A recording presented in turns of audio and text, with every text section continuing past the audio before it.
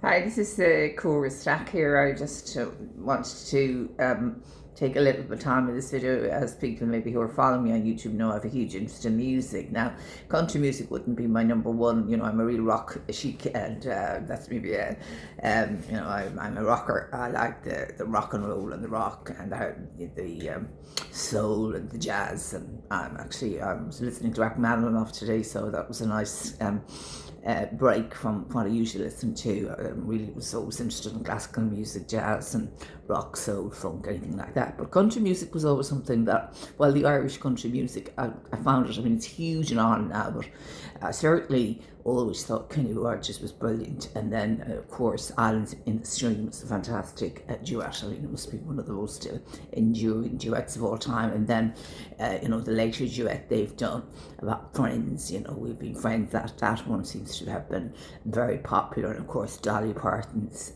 9 to 5 was a great song about women and the way women are treated. And I think she captured, the way women are the second class citizens and the, dogs' bodies and all the rest of it. And this would be my experience in life, that she reflected. And I think it's the same, really. The dynamic is very much the same. I don't think it's changed very much. And in fairness, 9 to 5, she expressed, the way women are treated brilliantly, absolutely brilliantly, and I still think it's the same. Unfortunately, I don't think much has changed. I think superficially, things may have changed, but it's more covert now. The search of the dynamic that she describes in that brilliant song, 9 to 5. So she had a wonderful marriage, and her husband, I think Carl Dean, was a very private person, and he was never, he never appeared, and they were describing as the hidden husband and all the rest of it. But he didn't like the limelight, and he wasn't a jealous man. He obviously didn't have an ego, so she was blessed, that she married a very handsome man, but somebody without an ego. And, they always had a kind of they always allowed each other to he could have had his female friends, she had her male friends. I mean, she was great friends with Kenny Rogers, but friendship was allowed, but that was where the boundary was drawn. There was no, and that was it.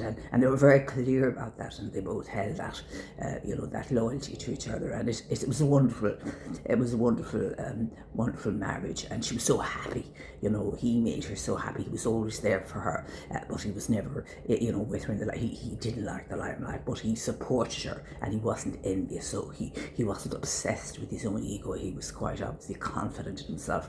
And he was a tall, very handsome man, and he wanted a normal life, and he didn't want, and this is, it's very understandable, but it worked. And then she went on about, she had so many weeks. I mean, she said she had a week for every day of the week, which is fantastic. I don't have a week. This is real here. I'm very fortunate. I still have, So anyway, this is definitely my real hair. So anyway, the thing is that, she said, well, she had plenty of money for, for doing herself up, and she looks fantastic. I mean, for a woman of her age, she looked amazing. And actually, as she got older, I think she looked better. She obviously obviously being a star, she put a lot of money into her, into her invested. She had the money, and she obviously. She said they used to go to the store, at 4:30 in the morning, and they were able to go to certain restaurants where they weren't noticed, or where have privacy, that sort of thing. So she was able to have a reasonably normal life. And I mean, everyone that met her loved her. I mean, she was an amazing woman, an amazingly powerful, kind-hearted, warm-hearted. She had a heart of gold, and tremendous positivity on the stage. Great performer, phenomenal generosity of spirit. Great. She had incredible generosity. But you see, behind her, she had a very good husband who wasn't egotistic or envious of her. So she was very blessed, very blessed.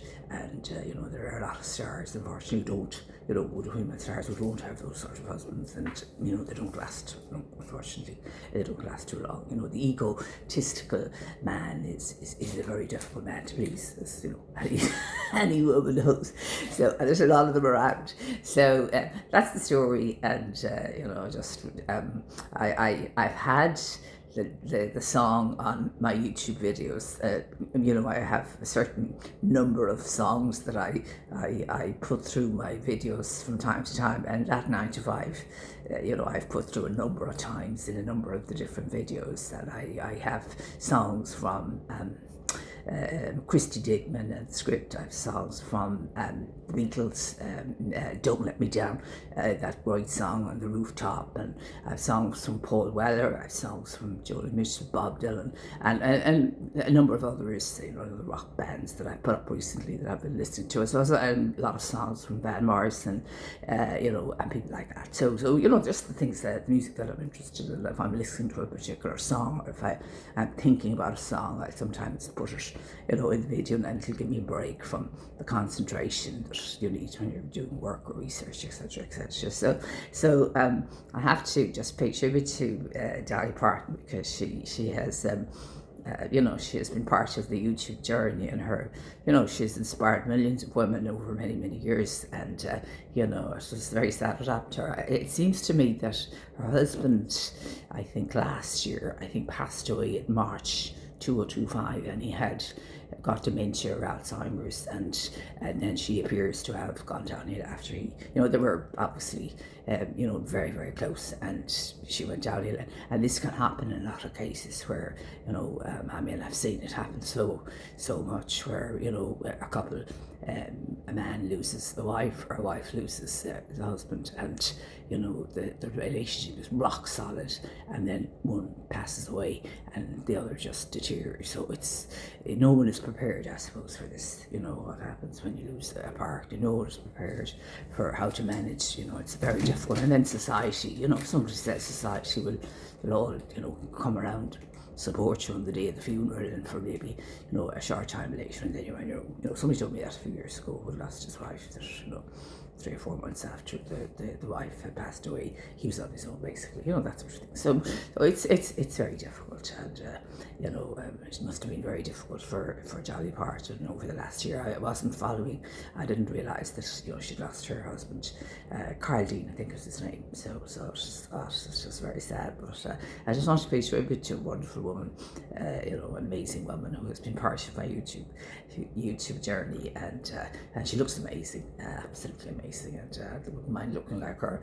I wouldn't have the money that she has for but she had an amazing positivity, and she just exuded this positivity, and of course she had great talent and great musical talent, the sings, even she was singing there with Kenny Rogers on his final show, and she was as good as she was years and years. Her voice, she had kept her voice. Obviously she was very grounded in reality, very, very down to earth, very ordinary down to earth, and that stood for that stood for hugely. She came from she described it, came from a kind of a poor background, but never lost the love of herself, never lost the love of herself, not at all. And the husband was extremely normal and grounded, and not an egomaniac, or anything like that. So she was most fortunate, that she was really fortunate in her choice of husband in that regard, and very fortunate. And they didn't have any children, and that might have helped her, but unfortunately they weren't able to have children, as I understand it. But she had, she had nieces and nephews, I think, and this sort of thing, as I understand it. Anyway, that's the story about the wonderful Miss Dolly Parton, and we have the saying in Irish, Niva Alaheid Anwish, and yes, Day Grava and Andilish, and this is sort of like the kind of phrase that's often used for people like this, so we won't see the likes of Miss Dolly Parton again. I suppose that's people often say the music of today is very downbeat, and it's this and that, and I say that's it took me a long time to figure out, why is the music not like the flower power of the 60s or the 70s, that real positivity there. And it's because the times are so dark. Our times are so dark, and music is an expression of the mood of the time. So perhaps if we could turn things around, and somebody could change the darkness, take the darkness. You know, we have this thing from the darkness to the light. And this is part of, I think, the journey that myself and Mr. Byrne are both on kind of separately. You know, he talks about the light, holding the light, and I can see the journeys were on parallel kind of, well, I wouldn't say parallel, you wouldn't call them parallel, but you know, we're both kind of trying to go from the darkness to the light, and he has a great vision like that his mission is to go from the darkness to the light, and you know, he's obviously, we all know. And then, you know, I'm the same thing. You know, well, I'm trying to go from the darkness into the vision, if you like, to see things, see things. But it's the same thing. So we're hoping, both myself and Mr. Byrne are hoping to, you know, to bring some light into Ireland that has been missing for a long time with regard to our Supreme Court applications. Obviously, Mr. Byrne's case is being decided, and I have to pay tribute to Mr. Byrne, because without his, you know, independent challenge, I wouldn't have figured out what I did, because without two cases, you know, his case and my case, and the way his case was interpreted or integrated into mine, that sequence even, kind of a substitution. It's like in mathematics, we have substitution and integration, just very like that. You know, you put in the variable and you change the variable. It just, you know, it's completely like the mathematics of substitution. Just to put in you know, a doctrine which hadn't been determined at Supreme Court level, and to interpret that or to bring it into my case, to make my case then worse case than it would have been had his case not been put into my case. I mean, it was really like a mathematical substitution. So it's brilliant that way. But this is another kind of strategy that's used to shut down, you know, constitutional challengers. So this is how I see it. I see it as all these events that took place, time delay, and you know, the doctrine of non-justicability, and then you know, delay and institutional caution, adjournments and submissions and all the rest of it. All these things are all kind of, and then constitutional reframing or procedural reframing. These are all tactics that are used to shut down constitutional challenges before they can be reviewed in time. And this, of course, is a major issue for time-sensitive events such as elections, which are very serious events in democracy. So it remains to be seen how this, you know, my paper is hypothetical.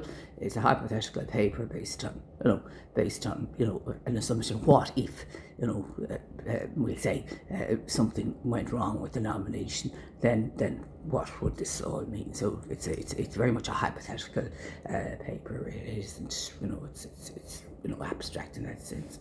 So you know, but it's all about the darkness into the light. So I think that's what, I mean, certainly Dolly Parton was everything that light would represent in her life. She brought so much light into people's lives. Everywhere she went, she had an aura of just this amazing positivity and light and generosity. And it was never about herself. You know, she was always about the other person. And, you know, she obviously, you know, was very, very glamorous and everything like that. And, you know, she was a perfectionist, obviously a complete perfectionist, but she was always about, you know, about the other person. She was an absolute perfectionist, but she was also a complete professional, an absolute complete professional. She was an absolute howl.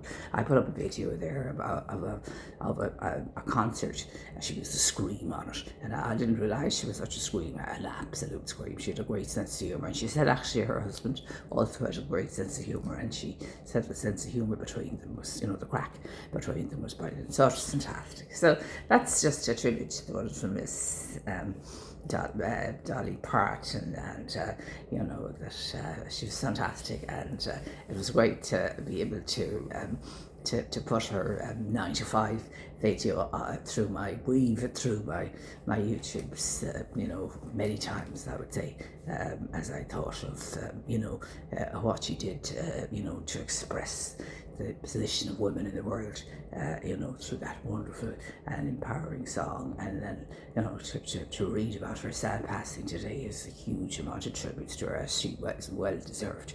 She was a perfectionist, extremely talented, but she was was never all about herself. You know, she really had a, you know, and in fact she looked more, you know, professional with age. So she you know, she became more of a professional. I mean,